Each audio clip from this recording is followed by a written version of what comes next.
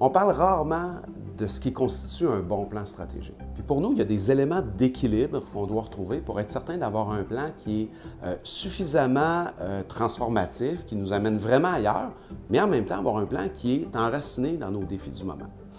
Je vous donne quelques exemples. Premier élément d'équilibre, justement, c'est un plan, ça doit à la fois contenir une prise de conscience puis des alignements pour améliorer, optimiser les opérations actuelles. Donc, on va appeler ça améliorer notre organisation d'aujourd'hui.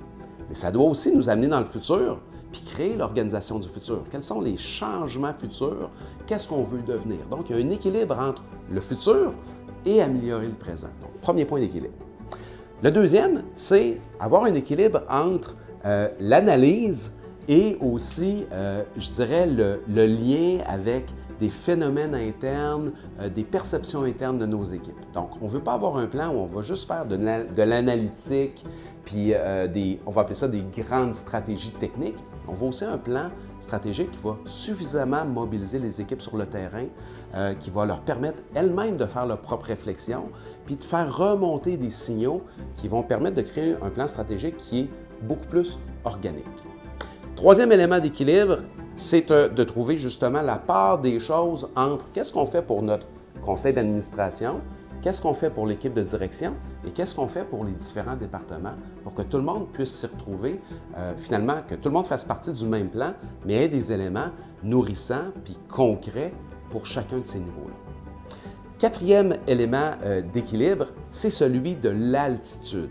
Okay? Bien souvent, on voit des plans qui ont une altitude trop basse, c'est-à-dire qui sont trop proches de l'annuel, trop proches du cycle budgétaire qu'on fait à chaque année. Et la plupart du temps, on fait un plan stratégique pour faire notre budget et les choses sont à beaucoup plus court terme. Donc, il y a moins de vision, il y a moins de virages qu'on souhaite prendre. Et bien souvent, on va dire que les plans sont moins stratégiques. Donc, il faut trouver le bon équilibre, ni trop haut, ni trop bas. Souvent, c'est au niveau 3 ans qu'on doit se situer. Des fois, c'est au niveau de la vision, qui est plus 4 à 7 ans.